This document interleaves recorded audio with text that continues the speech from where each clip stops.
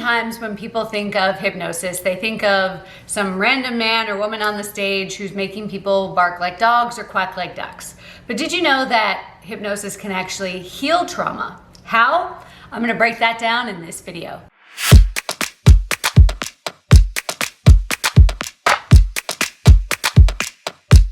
Hi, I'm Tiffany Toombs, an NLP and hypnosis master practitioner and trainer. I've worked with thousands of people across the world to help them heal trauma at the deepest possible level so they can make long-term and dramatic change in their life. In this video, I'm going to share with you the top 3 ways that we can use hypnosis to create deep and long-lasting healing with our trauma. Let's go. So when it comes to healing trauma, it's important to understand that trauma is actually stored in the unconscious mind. And it is stored in what we call gestalts. And I have other videos explaining how our body actually holds on to this trauma that you can check out. Now, because trauma is stored in the unconscious mind, that's where we need to do the healing work. And not all trauma modalities or not all therapeutic modalities work with the unconscious mind. Things like talk therapy tend to work from a more logical aspect.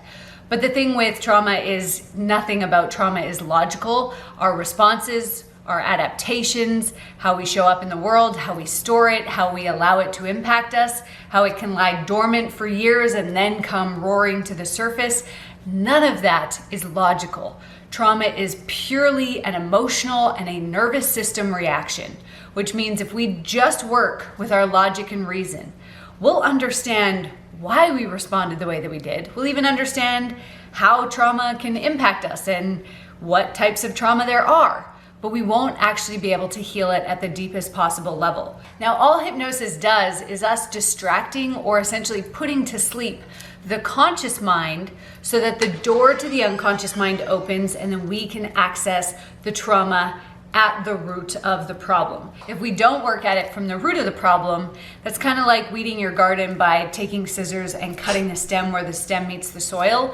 You're not going to have weeds visibly showing for a couple days, but they're going to come back because the root is still there.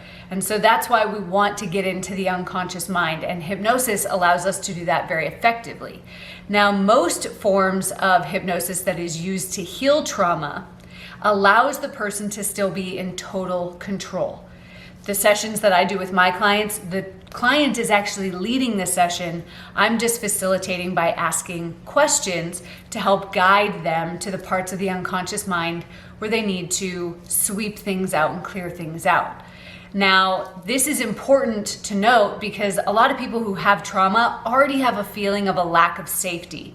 And so if they don't feel safe in their body or they don't feel safe in the process, or if they don't feel safe with the person taking them through the journey, they will not be able to access their unconscious mind, regardless of what techniques that we use. I cannot hypnotize somebody unless they are on board with the process, unless they trust me and they're willing to surrender to the process. So trust is an incredibly important part of this journey. And that's also why it's important to have the practitioner that you're working with explain the process so that you can feel more comfortable with what's about to happen. Now, before I share with you the second way that we can use hypnosis to heal trauma, I would love to hear from you. What modalities or what types of therapy have you tried before with healing trauma, and did they work for you? Go to the comments below and let me know. Now, by using hypnosis to get into the unconscious mind, we're actually able to change how we perceive a memory or an event that happened to us in the past. One of the founders of NLP, which was created off the back of hypnosis, said it's never too late to have a happy childhood. And that's because our memories are not actually concrete. And so every time we take a memory out of the memory bank and we look at it, that causes a re-traumatization of the body because the body doesn't know the difference between the past and now, and it doesn't know the difference between fiction and reality.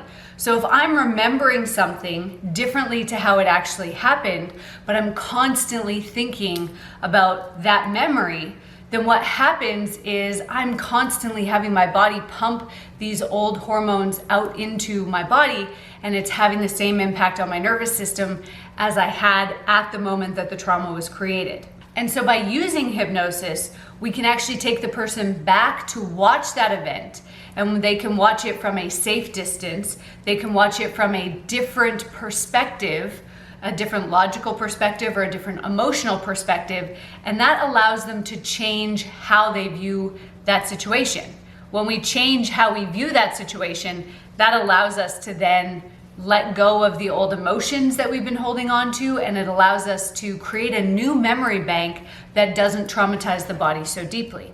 So I'll give you an example.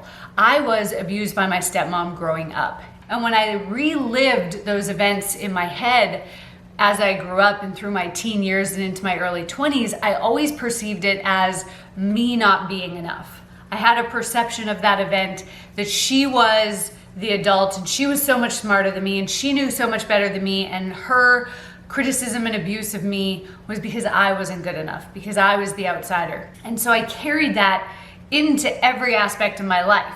Now, when I used hypnosis to heal that trauma, I went back to that event and I could see it from a completely different perspective. I could see it from the perspective that she was actually a domestic violence survivor who had not done any of her own healing or therapy. And so she was projecting her wounds onto me. I was a threat to her survival because my biological dad doted on me. She got less attention when I was there. And so understanding that we can change how we perceive our memories is the closest thing that we have right now to rewriting our past. And one of the best ways that we can do this is through the use of hypnosis. Now, before I share with you the third way that we can use hypnosis to heal trauma, I would love to have you subscribe to my channel. I am putting out brand new videos just like this one every single week to help you heal from trauma, clear out the mental blocks, and truly step into the potential that lies within you. So go ahead, click that subscribe button and like this video while you're there. Now, I said in the last part that the unconscious mind and the body doesn't know the difference between the past and now and between fiction and reality, which means we can use hypnosis to create a brand new reality. Oftentimes people use their past as the rule book or the milestone for what their future is going to look like. And so they continue to traumatize themselves by thinking that their future is going to look exactly the same as their past, or getting stuck in this hopeless loop of, well, it's not possible to change. So while we're healing the trauma, we can actually use hypnosis to create a new version of that person's reality to give them hope to move towards. So now they're not just being motivated by pain or by survival from the trauma of their past, but we're able to give them something to look forward to. We're able to give them an understanding of what it would feel like to not need to hold on to these old traumatic responses in this old survival mode or fight or flight mode, because they can create a different future. And oftentimes by creating that different future and letting them see that reality can be different, that gives them the hope and the courage to continue to go through the mud of healing the trauma. Now, if you're wondering how your trauma has impacted you, I have put together a brand new quiz. It's absolutely free, and it's based on some of the leading edge research in the trauma industry. So what you're going to do is you're going to take this quiz. It's just 10 short questions, and it will actually tell you what your trauma score is. Now, based on years of research, we know that each of these trauma scores makes you more or less prone to certain circumstances and even health conditions in your life.